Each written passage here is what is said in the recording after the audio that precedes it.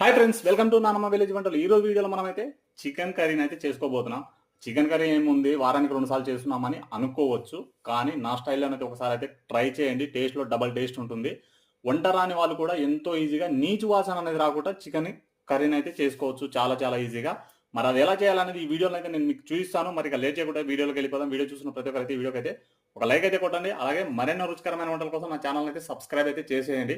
నేనైతే ఇక్కడ అయితే 3 పావు కిలోల చికెన్ తీసుకొని ఫ్రెష్గా కడేసేసి పెట్టేశాను. మనకు లేట్ చేయకుండా స్టవ్ దగ్గరికి అయితే వెళ్ళిపోదాం. స్టవ్ వెలిగించేసేసి ఒక బాండి అయితే పెట్టేసేయండి. బాండి పెట్టేసేసి మనం అయితే ముందుగానే కడిగి పెట్టుకున్న చికెన్ అయితే బాండిలో అయితే వేసేయండి. మీరైతే చికెన్ అయితే కదిలించొద్దు.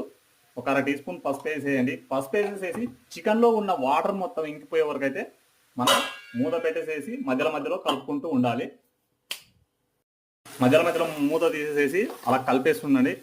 చూసారు కదా, మనకు చికెన్లో అయితే వాటర్ అనేది బాగా వచ్చేసినాయి. ఈ వాటర్ అనేది ఇంకిపోవాలి. మనకు ఇంకిపోతే మనకు చికెన్ అనేది నీచు వాసన రాదు. మీరు ఎవరైనా సరే వంట రాని వాళ్ళ సైతం కూడా ఎంతో ఈజీగా నీచు వాసన రాకుండా డబుల్ టేస్ట్లోనైతే వండుకోవచ్చు. మళ్ళీ మూత పెట్టేసేయండి. చూసారు కదా, నాకైతే ఆల్మోస్ట్ అయితే ఒక 4 మినిట్స్లోనే హై ఫ్లేమ్లో వాటర్ అన్నీ అయితే వెళ్ళిపోయినాయి. ఇప్పుడైతే కాస్త చికెన్ అయితే ఇలా పక్కకు అనేసేయండి. ఒక టేబుల్ స్పూన్ అయితే ఆయిల్ అయితే వేసేయండి. ఒకసారి కలపండి. కలిపేసేసి అలా పక్కకు అనేసేయండి. ఇప్పుడు మీడియం సైజ్ ఒక ఉల్లిపాయ 2 పచ్చిమిరపకాయలు కట్ చేసేసేసి చికెన్లో అయితే వేసేయండి. వేసేసేసి ఒకసారి మళ్ళీ కలగలిపేసేయండి. కలగలిపేసేసి మూత పెట్టేసేసి 1 నిమిషం అలా వదిలేసేయండి. 1 నిమిషం తర్వాత మూత తీసేసేసి ఫ్రెష్గా దంచిన అల్లం వెల్లుల్లి పేస్ట్ అయితే వేసేయండి. 1 టీ స్పూన్ వేసేసేసి బాగా కలగలిపేసేయండి. మళ్ళీ మూత పెట్టేసేసి అలా వదిలేసేయండి 1 నిమిషం. అప్పుడు మనకు అల్లం వెల్లుల్లి పేస్ట్, ఉల్లిపాయలు, మిరపకాయలు బాగా వేగుతాయి. 1 నిమిషం తర్వాత మూత తీసి ఒకసారి బాగా కలిపిన తర్వాత ఇందులోకి 1.5 అయితే టీ స్పూన్ అయితే కారం వేసేయండి. అలాగే రుచికి సరిపడా ఉప్పు అయితే వేసుకోండి.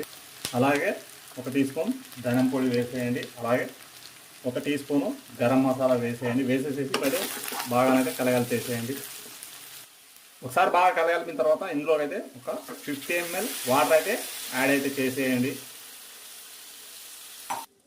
ఇప్పుడు మూత పెట్టేసేసి ఒక 2 నిమిషాలు హై ఫ్లేమ్లోనైతే ఉడికించేసేయండి. మనకైతే చికెన్ కర్రీ అయితే రెడీ అయిపోతుంది. 2 నిమిషాల తర్వాత మూత తీసేసేసి మనమైతే ఫస్ట్ ఉడకబెట్టేటప్పుడు వేసుకున్నాం పసుపు.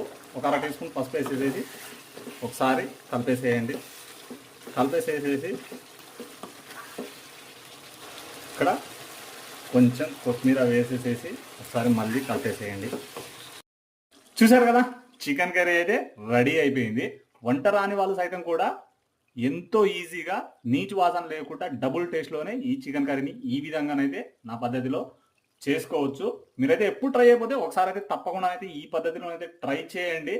మీకైతే టేస్ట్లో మాత్రం డబుల్ రుచిలోనే వేరే లెవెల్ ఉంటుంది.